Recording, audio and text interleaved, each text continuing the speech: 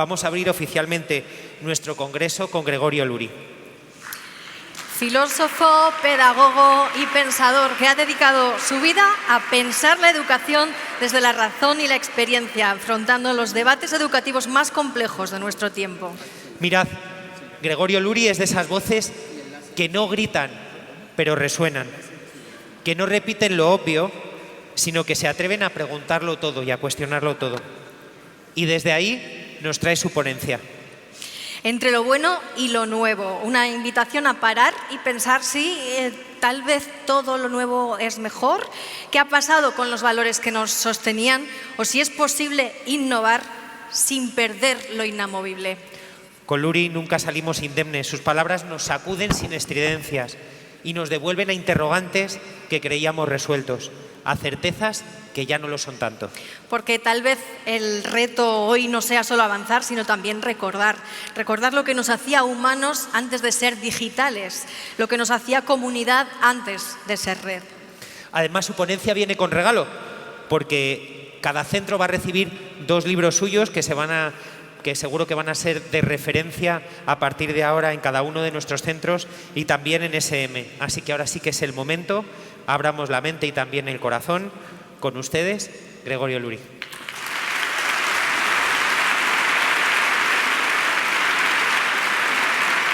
No pensaba contar la historia impertinente que voy a contar porque tiene algo de intempestiva para los tiempos que corren, pero ya que me han tratado de provocador, voy a hacer lo posible por merecer el título.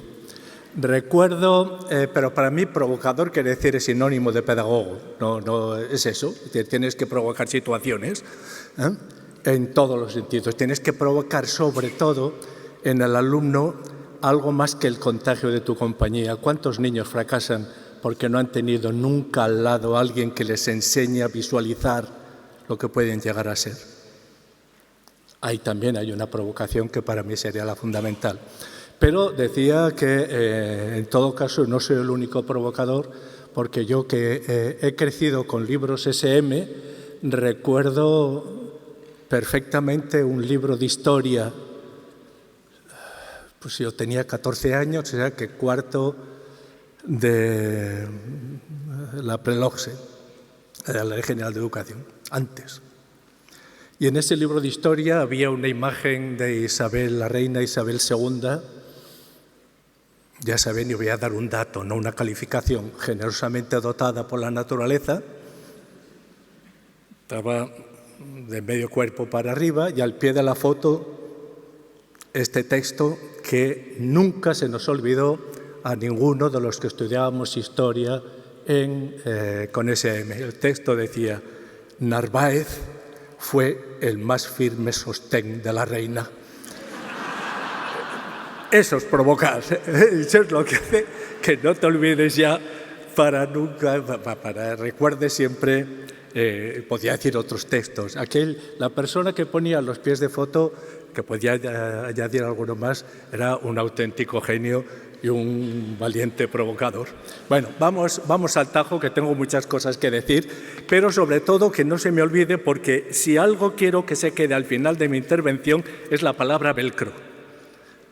Al final de todo, lo que voy a hacer es una defensa del velcro.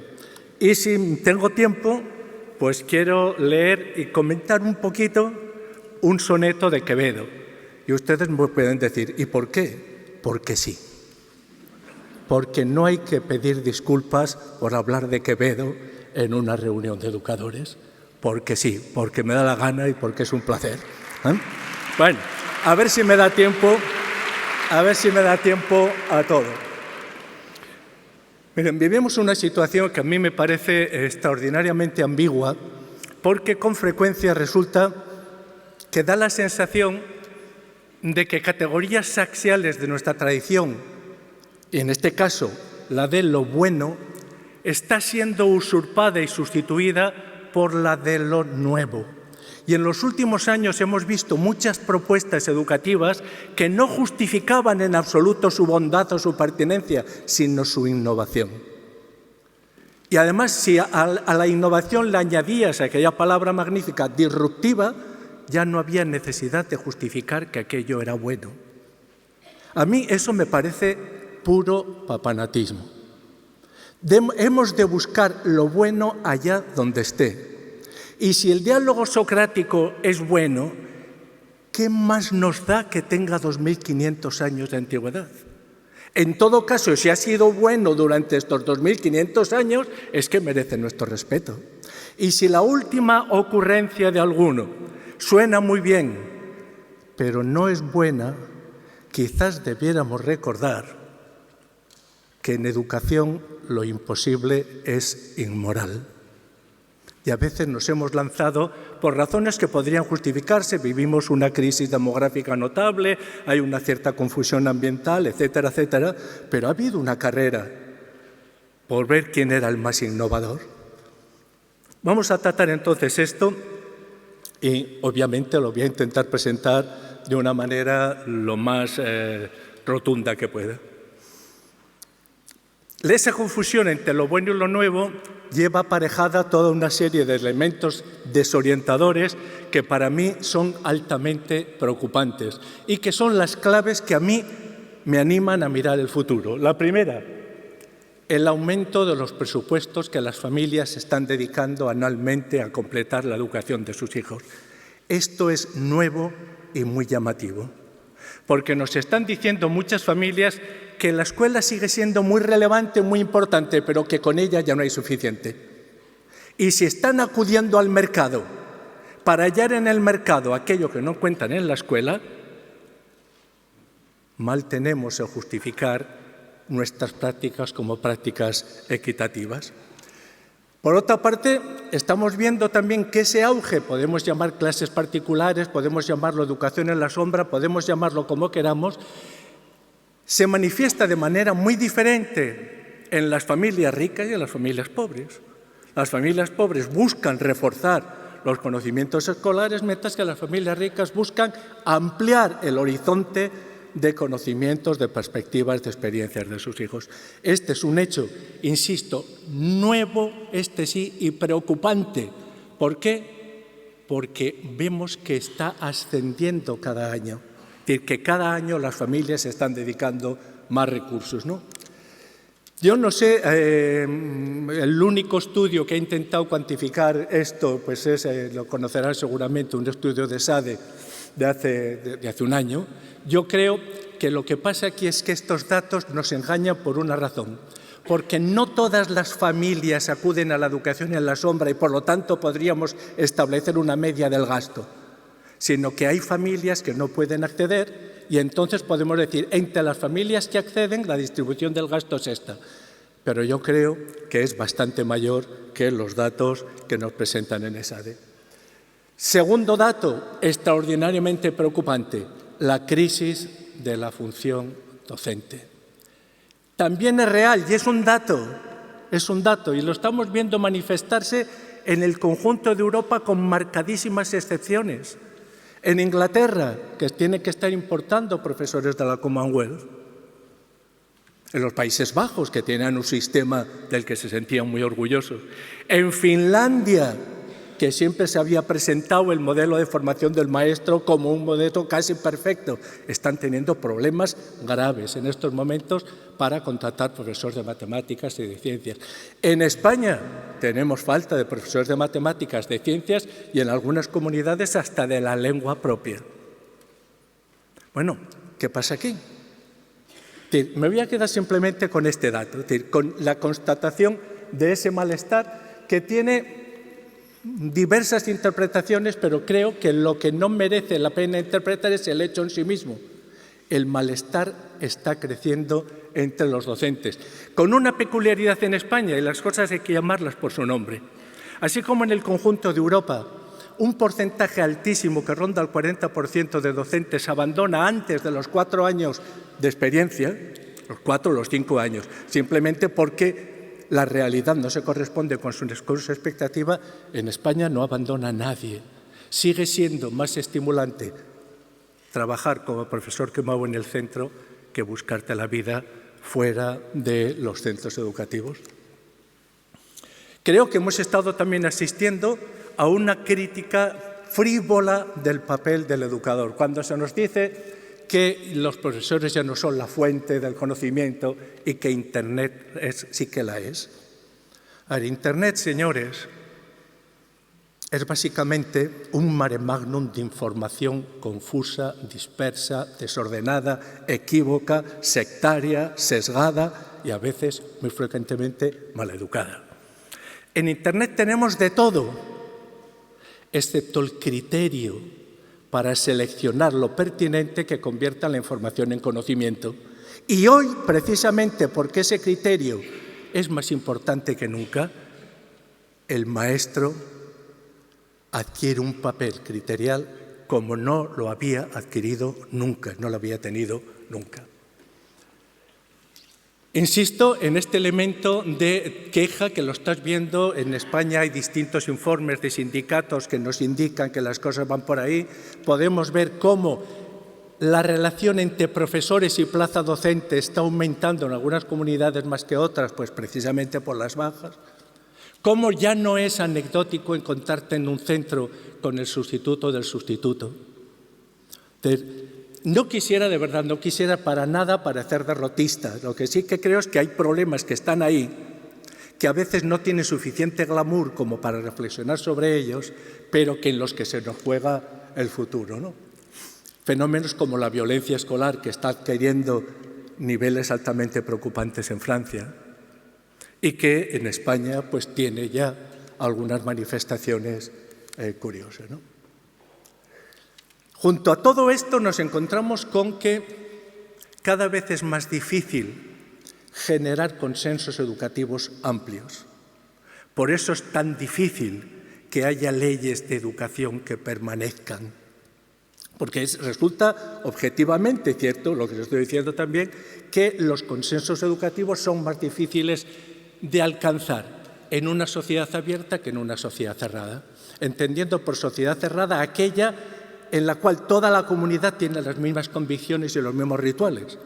Mientras que la sociedad abierta, como la nuestra, es aquella que ha convertido, y está bien hecho, en principio constitucional supremo, el pluralismo. Y por lo tanto, digas lo que digas, yo lo puedo objetar porque en la sociedad abierta todos estamos fomentando, entre otros motivos de la educación, el de la objeción crítica de lo dado.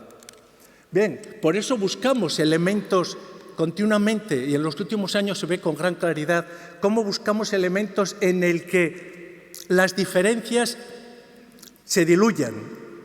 Los hemos estado buscando en la tecnología, creyendo que la tecnología era el elemento neutro de la educación. Estamos viendo que no. O la estamos buscando ahora en la famosa educación basada en evidencias, que entiendo las razones que nos están llevando hacia ella, pero que con frecuencia olvidan algo que los cristianos tenemos el deber de decir. El ser humano no es evidente. Y esa es una de sus principales virtudes, o si quiere, de sus principales gracias. Ninguno de nosotros es evidente ni tan siquiera para sí mismo. Como ejemplo de esa confusión o esa dispersión, me parece altamente significativo el grupo de expertos que convocó la Unión Europea. La Comisión Europea, cuando se encuentra con problemas conceptuales que afectan directamente a la aplicación de sus políticas, tiene por buena costumbre crear un grupo de expertos para que le respondan a alguna cuestión que les dirige. En este caso tienen aquí el grupo de expertos, la referencia, y pueden buscarlo por si lo que ahora les voy a decir yo les parece exagerado. La misión de ese grupo de expertos, estuvo el grupo trabajando durante un año, era la siguiente: elaborar una definición práctica de educación y formación de calidad, lo cual no deja de ser preocupante, porque si la Comisión Europea, que se gasta cada año cientos de millones de euros en educación, necesita preguntar a un grupo de expertos qué es una educación y formación de calidad, alguna cosa ahí no acaba de encajar, ¿no? ¿Cuál fue la respuesta del grupo de expertos después de estar un año discutiendo esto? Deprimente. No fue tarea fácil, pero señores, por eso ustedes se han considerado expertos. Si hubiese sido una tarea fácil, le preguntas a cualquiera. Por eso hemos llamado expertos y ustedes se han considerado expertos. Los resultados no siempre son transferibles. Tampoco hace falta saber ser un genio para saber que lo que nos funciona en tercero A no necesariamente nos funciona en tercero B. y que lo que nos funcionó ayer en la clase igual hoy no nos funciona. Que la clase que nos preparamos tan meticulosamente, con tanto detalle, con tanto entusiasmo hace una semana, al final resultó ni fu ni fa, y la clase que hemos improvisado hoy ha sido una maravilla. Pues sí, estamos trabajando con seres humanos y la gracia del ser humano es que no es definible. Alguien dijo que el ser humano es el único ser que distorsiona la geometría. Efectivamente. Pues bueno, seguimos. Es extremadamente difícil distinguir qué define una inversión de calidad en educación. Insisto, la respuesta del grupo de expertos a la Comisión Europea. Hemos tenido, sin embargo, una especie de lámpara que nos parecía que nos indicaba el camino en estos últimos años, y ha sido Finlandia. En algunos lugares más que en otros, pero se nos ha insistido que fuese cual fuese nuestro problema, la solución era Finlandia. A pesar de que en España, por ejemplo, los resultados de Soria han sido siempre mayores que los de Finlandia. Pero yo entiendo que si eres presidente de la Generalitat tiene más glamour viajar a Finlandia que a Soria. No parece que nos haya preocupado demasiado qué es lo que estaba pasando en Castilla y León con los resultados de PISA, y siempre hemos estado absortos con lo que pasaba en Finlandia, hasta que en Finlandia se han comenzado a torcer las cosas, y entonces, en vez de seguir la crítica que los mismos fineses están haciendo, hemos decidido mirar para otro lado. Entre los textos que planteaban a Finlandia como modelo, uno del 2011 elaborado por un pedagogo finés que nos decía a todos las lecciones que teníamos que aprender de Finlandia, y después ese texto que ha tenido una influencia enorme en los debates educativos de la OCDE, de Andreas Leicher, que nos decía también pues, que si queremos construir un sistema educativo del siglo XXI, la referencia era Finlandia. Sin embargo, fíjense bien, los resultados del último PISA aparecieron en el 3, en el 2023. En diciembre, el 5 de diciembre. En enero, el Ministerio de Educación finés, es decir, 11 meses antes de que aparecieran los resultados de PISA, hizo público un informe muy crítico con sus propias prácticas escolares. Y llamaban la atención de una manera muy severa sobre lo siguiente. Decían, no estamos seguros que los buenos resultados que habíamos tenido y que ya no tenemos se debieran a los métodos que creíamos que funcionaban. Bien pudiera ser que se debiesen al eco de los métodos antiguos, que a medida que ha ido debilitándose, ha ido repercutiendo en los resultados. En todo caso, miren, después les voy a comentar esto con un poco más de detalle. Son los datos de Finlandia a partir de un criterio de evaluación de los datos de PISA que a mí me funciona y me funciona muy bien. Yo sigo únicamente como criterio los datos de matemáticas de PISA, porque las matemáticas me parece una prueba excelente. Así como en lengua, señores, hay que decirlo también, hacemos trampas, algunas comunidades más que otras. En algún caso, la propia gente de la OCDE se escandalizó de los resultados todos extraordinarios de una comunidad. En matemáticas, básicamente, es una prueba piagetiana, que lo que evalúa es el tipo de pensamiento que hay que poner de manifiesto en la resolución de problemas de dificultad creciente. Con lo cual, insisto que después lo vamos a ver esto, con lo cual la OCDE nos distribuye los resultados en 7 franjas. En las 2 superiores están los alumnos que tienen un pensamiento formal, analítico, crítico, que son capaces de hacer transferencias. En los 2 de abajo están los alumnos que tienen dificultades con cualquier cosa que no sea algo concreto, operacional, que puedan manipular. Pues bien, Finlandia, PISA 2009, el primer número 22 indica el porcentaje de alumnos que Finlandia tenía en las 2 franjas superiores. Y un 8% el porcentaje de alumnos que Finlandia tenía en las 2 franjas inferiores. ¿Qué ha pasado? Pues que ese porcentaje realmente admirable del 2009, del 22 se pasó al 16 y del 16 se ha pasado al 9. Mientras que vamos a el porcentaje de alumnos en las 2 franjas inferiores, Del 8 se pasó al 12 y del 12 al 29. Yo creo que esto como mínimo merecería una reflexión. ¿Qué ha pasado en Finlandia? ¿Qué es lo que no ha funcionado? Porque, señores, jugamos con un material extraordinariamente valioso. Es decir, ¿qué es lo que ha pasado? ¿Qué es lo que no ha funcionado? ¿A qué ha podido deberse? ¿Qué ha ocurrido aquí? Schleicher, cuando se encuentra con esos datos, da una entrevista que a mí me pareció escandalosa y al mismo tiempo extraordinariamente sincera al Financial Times, en el que dice lo siguiente, cuando justifica lo que ha pasado en Finlandia. Primero, en los países ricos los estudiantes se han convertido en consumidores y los profesores en proveedores de servicios. Y efectivamente algo de esto hay, y creciente. Segundo, no debemos conseguir el bienestar de los estudiantes a cuenta del éxito académico, sino a través del éxito académico. A mí me parece evidente. Lo que pasa es que los que lo defendíamos en los años de auge de PISA, pues éramos los profesores viejunos, reaccionarios, carcavales, de todo esto me honró el ser. La reacción de Finlandia, ¿cuál ha sido? Inmediatamente, incrementar 2 horas más de lengua y literatura en primero y segundo de primaria y 1 hora más de matemáticas de tercero a sexto, mientras están reevaluando todo su sistema. Yo creo que ahí, si nos interesa tomar el pulso a la realidad, debemos de mirar cara a cara qué es lo que ha pasado en Finlandia. O podemos coger otro ejemplo, que para mí es admirable por la reacción de los diseñadores del proyecto. Este es en Escocia se diseñó y además con un proceso de debate muy amplio y unos resultados que teóricamente recibieron parabienes de todos, desde la OCDE a todas las instancias internacionales. Era el currículum para la excelencia, cuyo objetivo fundamental consistía o pretendía reducir la diferencia de resultados que existe en Escocia entre los hijos de familias pobres y los hijos de familias ricas. Insisto, teóricamente era un proyecto, una reforma magnífica, pero ¿qué ha pasado? Que en vez de reducirlos, los ha incrementado. A mí lo que me parece admirable ahí es que el propio primer ministro de Escocia, que promovió la reforma, convocara a la prensa y dijera, yo soy el responsable, me he equivocado.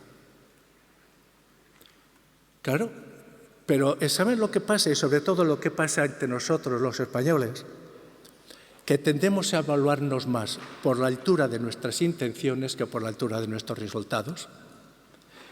Y las intenciones son muy elevadas, cuesta poco tener intenciones elevadas. Y además intentamos justificar nuestras prácticas a partir de esas intenciones, con lo cual los datos pues resulta que no nos interpelan.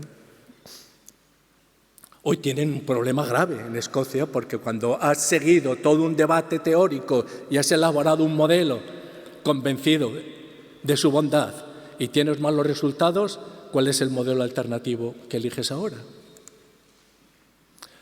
Mi conclusión es que a lo máximo que podemos aspirar cuando se aprueba una ley educativa es que se aplique con pocas consecuencias imprevistas que sean graves. Sigamos con los debates abiertos y creo que los debates internacionales, especialmente los que se centran casi más directamente en Europa, nos deben llamar la atención.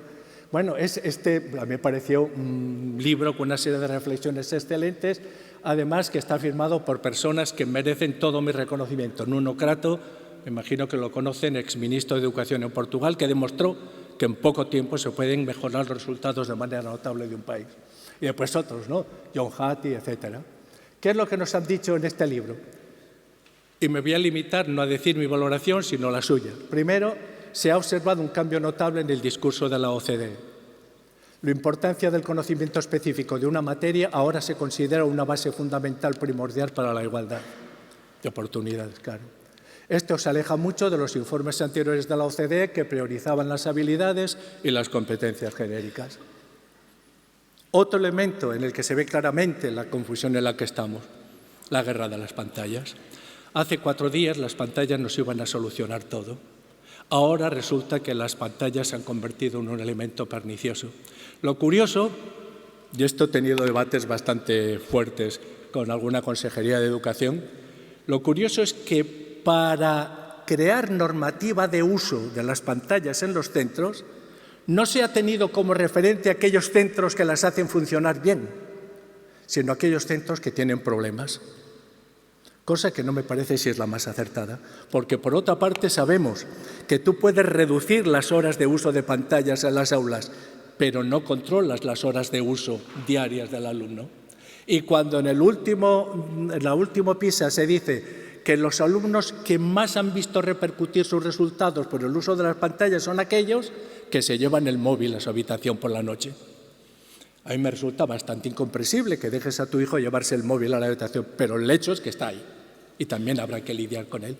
Pero lo que quiero decirles es, ¿por qué no hacemos de las buenas prácticas un criterio? En este caso, además, mezclamos a veces en los debates todo. Es cierto que País Vasco, Euskadi y Cataluña han sido las regiones en las que más se ha utilizado en las pantallas. Achacar los bajos resultados de PISA que ya venían de antes a las pantallas me parece de una frivolidad bastante considerable. Por otra parte, mientras nosotros estamos quejándonos de que las cosas no funcionan, de que hay problemas, etc., en Singapur están llevando, ya saben que es el mejor sistema educativo por los resultados de PISA de la OCDE, están llevando adelante un proyecto extraordinariamente ambicioso de ampliación de las pantallas. Y en el caso de Estonia, que saben que es el país más digitalizado del mundo, no solamente no las van a suprimir, sino que están empeñados y han puesto ahora en marcha un proyecto hace muy poco, con bastantes fondos, la mitad del gobierno, la otra mitad de capital privado, para llevar la inteligencia artificial a quien hay que llevarlo, a los docentes. Porque si no sabes utilizarla como docente, difícilmente la vas a enseñar después. Bien, para mí el elemento de confusión más llamativo es uno que seguro que todos ustedes han oído hablar de una u otra manera. Este famoso de que el 65% de los niños que hoy empiezan la primaria va a trabajar en empleos que aún no existen. A mí, mi experiencia en el mundo de la pedagogía me dice, cuando veas una cifra demasiado redonda, desconfía. Si además esa cifra demasiado redonda es utilizada por todos los medios de manera crítica, no te la creas. ¿Qué ha pasado aquí? A mí me llamó siempre la atención que esto se utilizase como recurso para el cambio. Señores, el 65% de niños que empiezan hoy en primaria van a trabajar en empleos que aún no existen. Tenemos que prepararlos. Pero esto quiere decir que un tercio de los que comienzan la primaria van a seguir trabajando en empleos que sí existen. ¿No merecen nuestra atención? ¿No merecen nuestra atención especialmente cuando estamos viendo la demanda laboral que está realmente en auge? Es la que tiene que ver con empleos que ya existían. ¿Por qué nos dejamos llevar tanto por cifras mágicas y por datos mágicos desde el mundo de la educación? Esto además me he pasado muchas horas, porque además ha sido muy divertido, recopilando titulares de la prensa y sobre todo de empresarios que lo decían. Tengo un carpetón así de titulares, porque me parecía muy llamativo esto. Me parecía llamativo especialmente porque ¿quién ha viajado al futuro para venir con ese 65% como dato riguroso? Tenemos muchísimos titulares en todos los medios y montones de conferencias que nos dicen lo mismo. Aquí, obviamente, lo que está en juego es cómo entendemos eso de las competencias del siglo XXI. Y aquí hemos dicho también tonterías mayúsculas. Si la escuela, señores, matase la creatividad, las sociedades sin escuela serían las más creativas. Y no parece que las cosas vayan por ahí. Si la escuela matase la creatividad, un principio elemental de lógica nos dice que un universal afirmativo o negativo se niega con un particular contrario. Y tenemos ejemplos más que sobrados de personas que han pasado por la escuela sin ver mermada su creatividad. Otra cosa es si la escuela está a la altura a la que debiera estar. Pero fíjense, textos que han sido tomados casi como textos sagrados, que no había que discutir, ¿no? Porque venían de la OCDE. Schleicher, de nuevo. Vivimos en un mundo que cambia aceleradamente. Yo diría que del motor de explosión para aquí vivimos en ese mundo. Bueno, y producir más conocimiento y habilidades semejantes a lo que ya tenemos no será suficiente. Nunca lo ha sido. Al menos desde que aparecen las sociedades abiertas. No será suficiente para enfrentar los desafíos del futuro. Debido al rápido cambio económico y social, las escuelas deben preparar a los estudiantes para trabajos que aún no han sido creados. Y añade, el éxito educativo ya no consiste en reproducir el conocimiento de contenidos, sino en extrapolar lo que sabemos. Luego hay que saber para extrapolar. ¿Qué vas a extrapolar si no sabes? ¿Qué puedes hacer extrapolando sobre un conjunto vacío? ¿Es que se puede pensar sobre información ausente? Yo soy incapaz. El éxito educativo ya no consiste en reproducir el conocimiento de contenidos, sino en extrapolar lo que sabemos y aplicar ese conocimiento a situaciones novedosas. Claro, recuerden la taxonomía de Bloom. ¿Y si tiene años? Y siempre es el conocimiento, comprensión, aplicación, análisis, síntesis y evaluación. El conocimiento importa, pero ser capaz de usar el conocimiento de manera efectiva y apropiada sin duda importa más. Claro que sí, pero el conocimiento importa.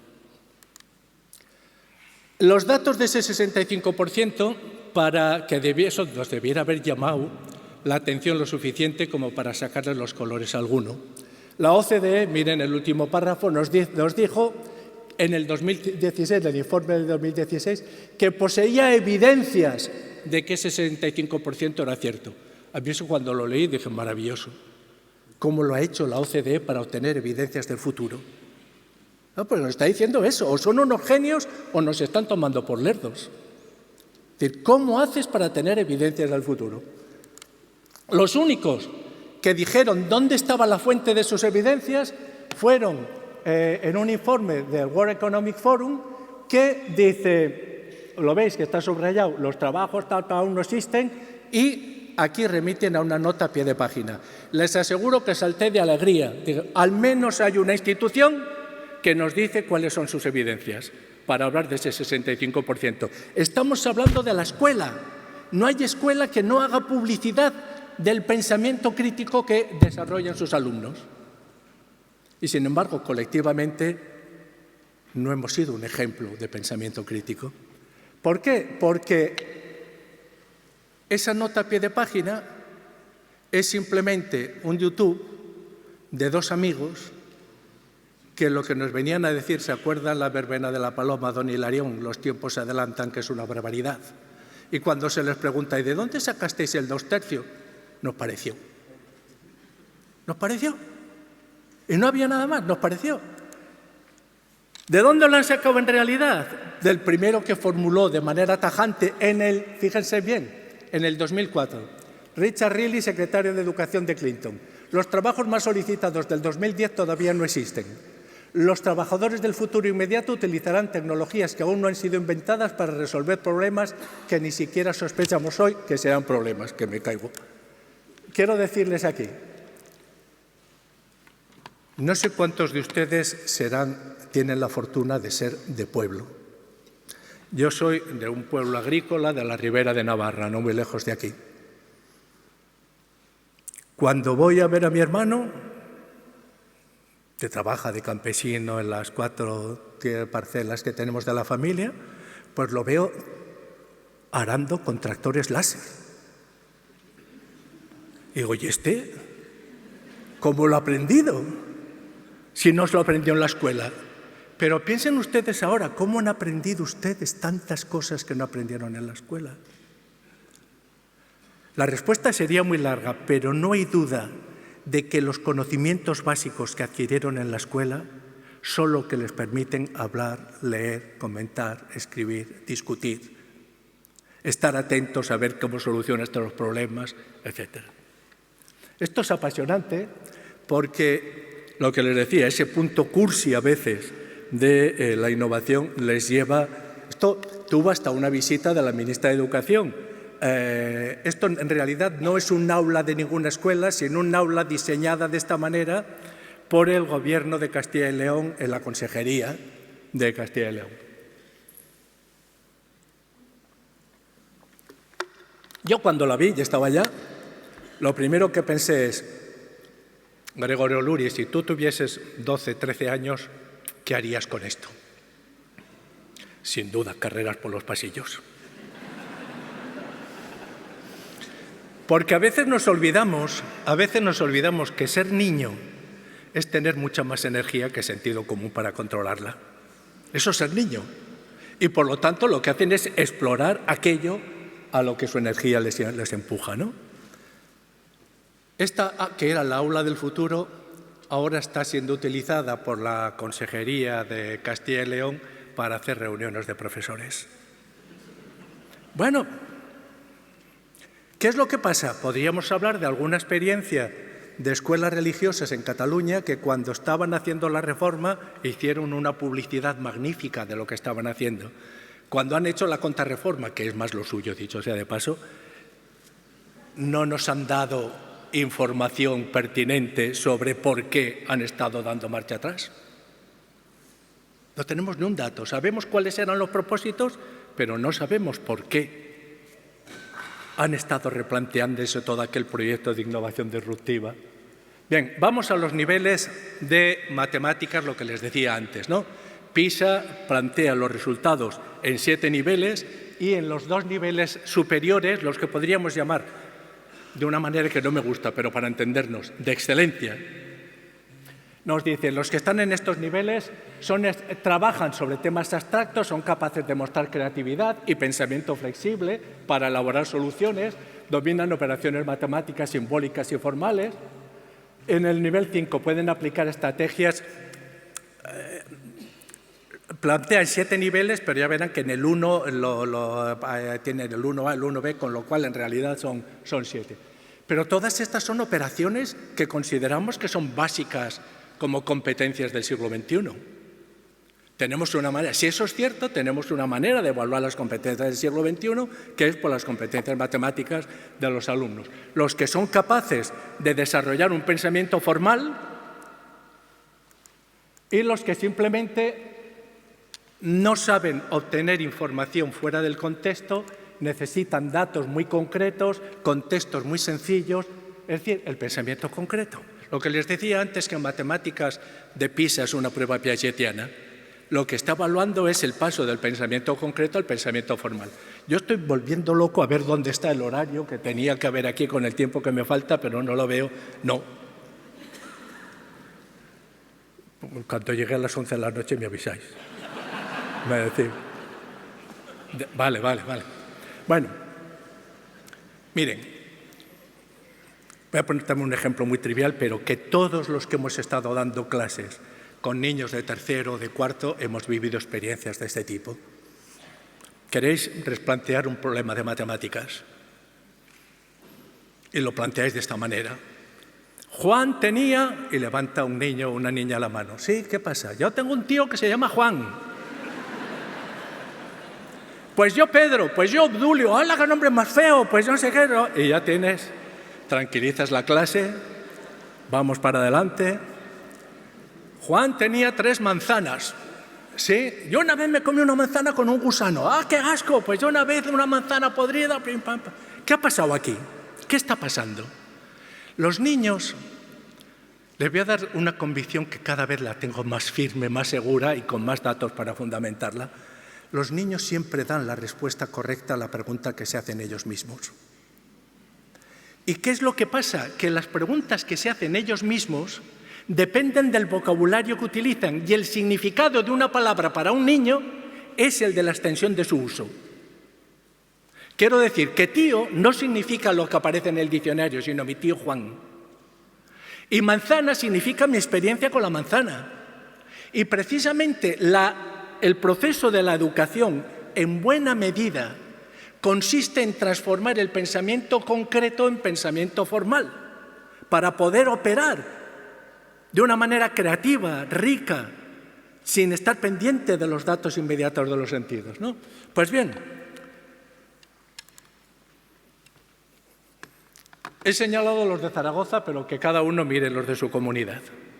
Tenemos lo mismo, aquí con todos los datos de PISA de los distintos años. El primer número, por ejemplo, si miran Aragón, 14, quiere decir que en el 2009 el 14% de los alumnos de Aragón estaban en los 2 niveles superiores, es decir, que tenían un pensamiento formal o mostraban un pensamiento formal. En Aragón, el 18 quiere decir que los alumnos que estaban en los 2 niveles inferiores y, por lo tanto, que tenían un pensamiento concreto.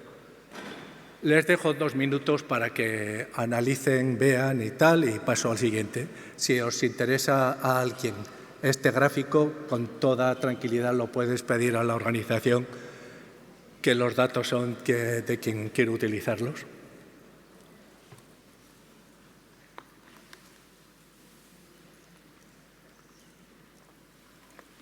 Yo personalmente creo, y lo que les voy a decir ahora, no se lo tomen como datos rigurosos, científicamente incuestionables, sino aproximativos. Creo que todo lo que supera en una población normal, lo que supera el 10% de fracaso escolar, hemos de dudar de que haya razones pedagógicas detrás de ese fracaso, detrás de aquello que supera el 10%. También podríamos hablar largo y tendido. Aquí, pues, en fin, no quiero hacer comentarios.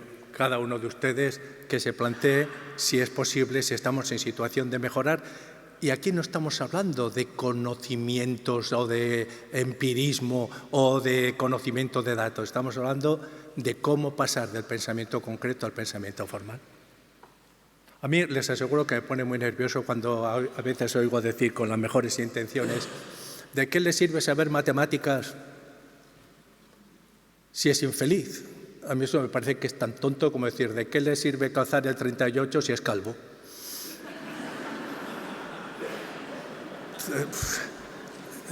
Que sea feliz o infeliz, pues tendremos que tratarlo de una manera, pero saber matemáticas es una condición para tu independencia personal y, por lo tanto, para tu responsabilidad.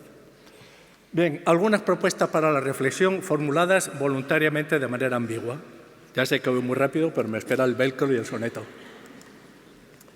Creo que tenemos que recuperar la centralidad del currículum. El currículum no está pasando sus mejores años, pero creo que hay que pensarla muy, muy en serio.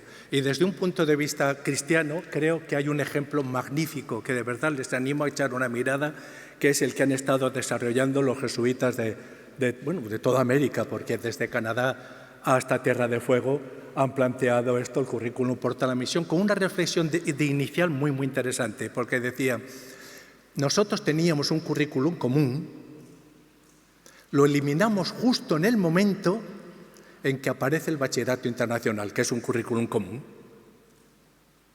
y las trayectorias son las que son. O este ejemplo, que es en definitiva el resumen de todo. Es decir, muéstrame tu identidad sin un currículum, es decir, muéstrame tus grandiosas ideas, que por mi currículum yo te mostraré mi identidad. De todas aquellas buenas intenciones, que yo no las pongo en duda, si algo hay es una inflación de buenas intenciones en el mundo de la educación española. Lo que hace falta es ese contraste de las buenas intenciones con la realidad. Segundo, creo que hay que valorar la importancia de los conocimientos previos. De la misma manera que estoy convencido que comprender un texto es situar ese texto en su contexto, quiero decirles que un niño con problemas de lectura, pero que sea aficionado a fútbol, entenderá mucho mejor una crónica deportiva de fútbol que un niño sin problemas de lectura, pero que no es aficionado a fútbol. Es decir, la riqueza de conocimientos del contexto es la clave de la comprensión lectora. Ya podemos hacer todos los ejercicios que queramos de señálame la idea principal, la secundaria, un sustituto para esto, un sustituto para lo otro. Necesitan palabras. A mí me encanta una expresión de Lluís Duc, un monje de Montserrat, que decía: ¿para qué hemos venido aquí? Sino para prolongar la obra de Adán y empalabrar el mundo. Todos los años cojo a mi familia y me voy a la Sierra de la Demanda, un pueblecito, Hoyuelos de la Sierra del norte de Burgos. Quedan 4 vejetes y cada año queda 1 o 2 menos. Te sientas con ellos en el poyo de la puerta al atardecer y oyes la excelencia. Ni un anacoluto. No hay un pájaro, saben qué tipo de pájaro. No hay una planta, saben qué tipo de planta. Qué sintaxis, qué expresión. Hemos venido a empalabrar el mundo, porque donde no hay palabras no lo vemos. El vacío de la palabra nos impide ver la realidad que hay detrás. Y por otra parte, desengáñese. No podrán nunca enseñar a un niño a tener un pensamiento crítico si no sabe utilizar las conjunciones, porque sin conjunciones no hay subordinadas. El velcro, pero lo voy a dejar para el final. La importancia de las prácticas reflexivas. Creo que nunca alabamos lo suficientemente y ponderamos lo suficientemente la importancia de las prácticas reflexivas. Un ejemplo que he seguido muy de cerca, podría poner muchísimos más.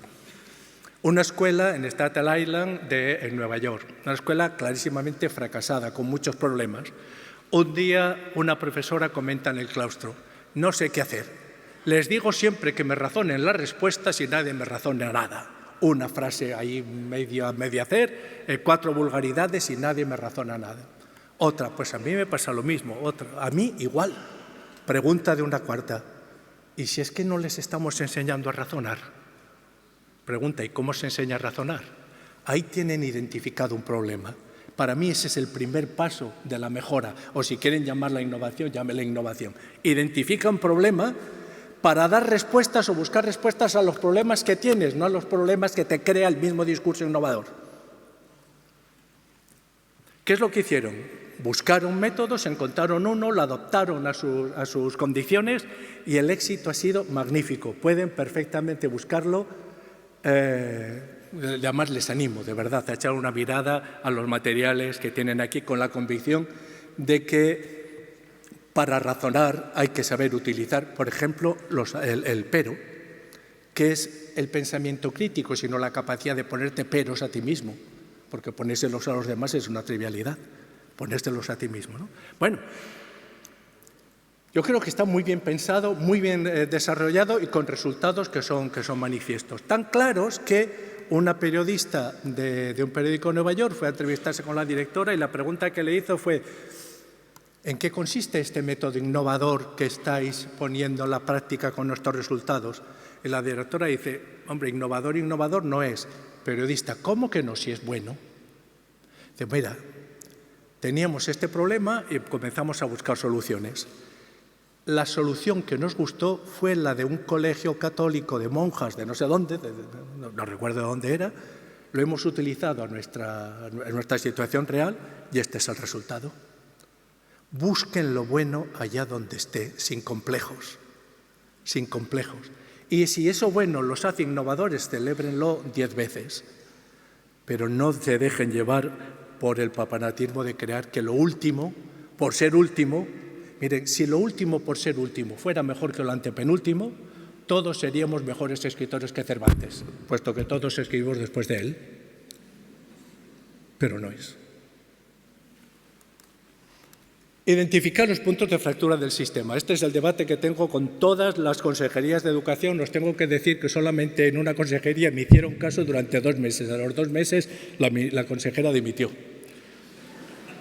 Yo estoy convencido que la clave de mejora de un sistema, más que grandes modelos teóricos, es incidir en los puntos de fractura. Y para mí el punto de fractura de nuestro sistema educativo es 3º y 4º de primaria. Seguro que me han oído 1000 veces decir, si me han oído, que no, tampoco tienen por qué seguirme, pero es la idea que repito por activa y por pasiva y por allá por donde voy. En 3º y 4º de primaria, los niños viven una auténtica revolución intelectual. Lo que pasa es que como psicológicamente son pacíficos, pues a 3º y 4º de primaria solemos nombrar o solemos enviar las profesoras o profesores que tienen problemas o con los pequeños o con los mayores, porque como esos cursos son tranquilos. Pero están viviendo una revolución. ¿Y en qué consiste esa revolución? Esa revolución consiste en que han de pasar de aprender a leer a aprender leyendo. Y son 2 cosas muy distintas. Una cosa es aprender a leer y otra cosa es aprender leyendo. Y para aprender leyendo necesitas vocabulario. Cuanto más vocabulario lo tengas, pues bueno, eso en definitiva, no me voy a extender tampoco esto, pero podemos ver, esto lo vi hace muchos años ya en Cataluña, que es donde más se estudiaba estos datos, que podemos predecir, señores, con bastante fiabilidad los resultados de un alumno cuando termina la educación obligatoria por su competencia lingüística a los 9 años. Podría darles todos los datos que quiera. Desenclaustrar las buenas experiencias, por supuesto. Vayas por donde vayas en España, te encuentras con centros admirables que hacen las cosas muy bien, pero por las razones que sean no somos capaces de desenclaustrarlos. Este es un estudio, para mí el estudio más interesante que se ha hecho en la educación española en los últimos años, lo llevó a cabo Luis Lizasoain de la Universidad del País Vasco. Cada punto es un centro del País Vasco y lo que estaba valorando es si, ¿ven esta línea de aquí, de en medio? Si los resultados escolares de un centro dependieran del medio socioeconómico en el que está el centro, aquí la vertical tendríamos los resultados y aquí el nivel socioeconómico, del más pobre al más rico. Si dependieran exclusivamente del medio socioeconómico, todos estarían en esta línea. Y obviamente estamos viendo que esa línea tiene un gran poder de atracción. Luego, los datos socioeconómicos condicionan y condicionan claramente, pero hay centros que se alejan de ese condicionamiento y resulta que tienen resultados muchísimo mejores de lo esperable o muchísimo peores de lo esperable. Lo lógico sería estudiar estos centros, saber lo que tienen en común. No conseguimos financiación para ese estudio, probablemente porque no fuimos suficientemente convincentes con ellos. Creo que tenemos un reto esencial para el humanismo STEM y no lo podemos superar si no conseguimos erradicar la ansiedad matemática de nuestros alumnos. Las matemáticas son un lenguaje. Galileo, acuerden aquello maravilloso que decía, son la lengua con la que nos habla la naturaleza. No podemos, y además, fíjense, excepto algunos casos aislados, Luis Vives, Erasmo, los grandes humanistas han sido grandes ingenieros y grandes matemáticos.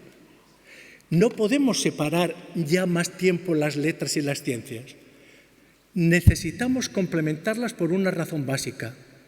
¿Recuerdan aquello que decía Newton cuando le escribe a un colega? Dice, si he visto más lejos que mis predecesores es porque camino a hombros de gigantes. En el caso de la ciencia o de la técnica, caminamos a hombros de gigantes. Todo el conocimiento acumulado antes de nosotros nos sirve de trampolín para ver el futuro. Pero si ahora apareciese aquí Sócrates, ¿quién se subiría a sus hombros?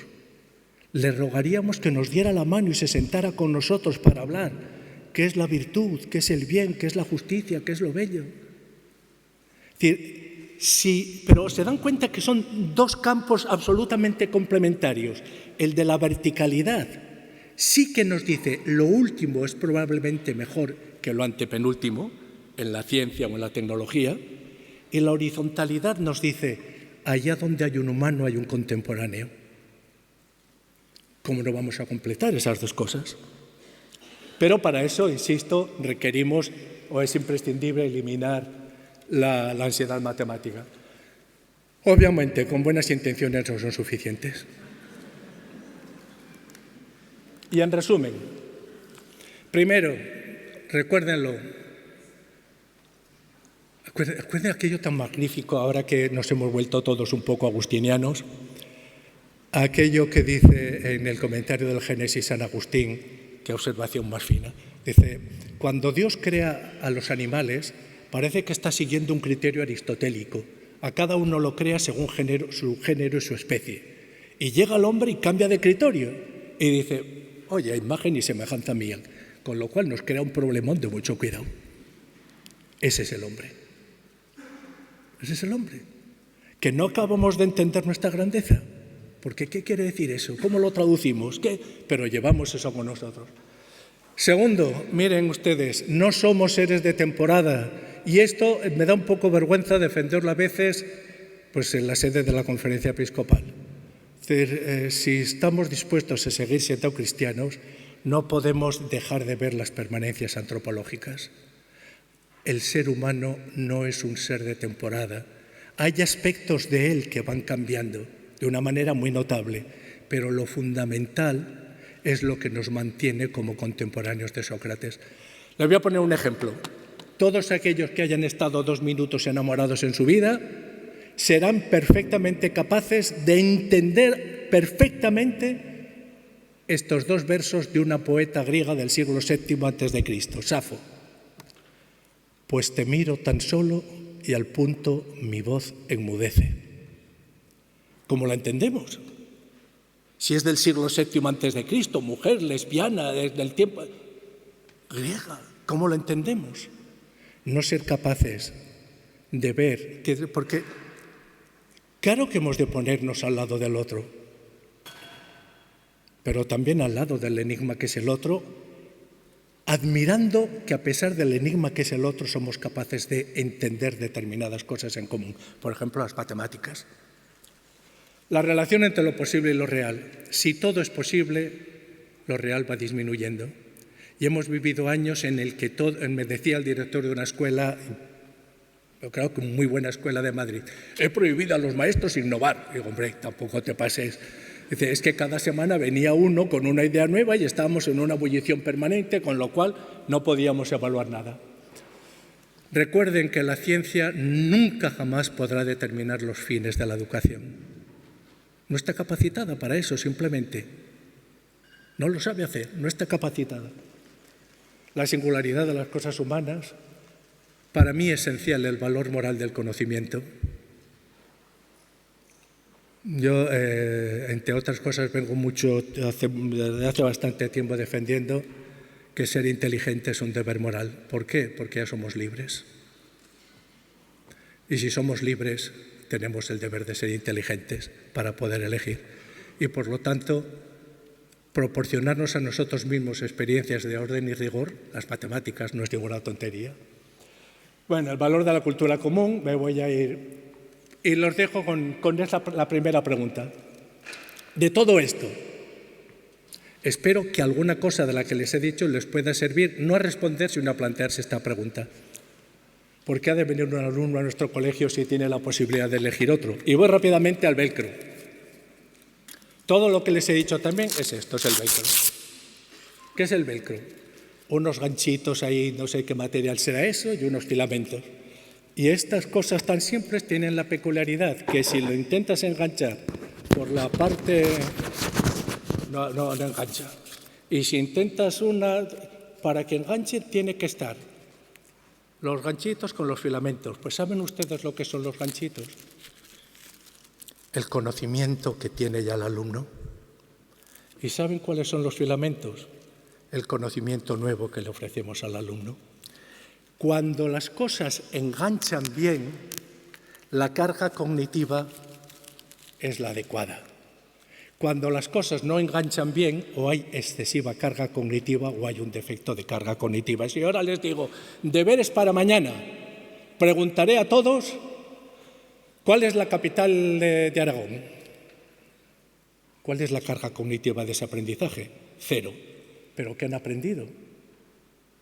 Y si ahora me pongo pedante y les digo, me van a permitir porque uno tiene pocas posibilidades de ponerse pedante delante de un público amplio. Gallia y somnis divisa en partes 3 con un column belga e altera Aquitania omnes appelantur. Alguno dirá, esto es latín. Otro más avisado que ya ha traducido la guerra de las Galias dirá, te falta una frase en medio. Otro, quiero decir, si hay conocimientos previos las cosas se enganchan. Si eso que acabo de decir es excesivo, la carga cognitiva es excesiva y no hay posibilidad de enganche. Y tengo nada, pero lo tengo que decir.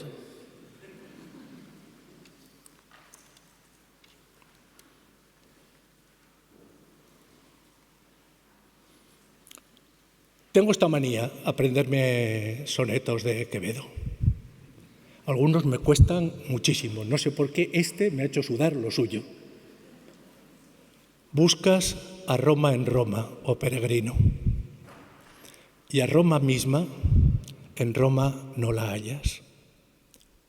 Cadáver son las que ostentó murallas y tumba de sí propio el Aventino.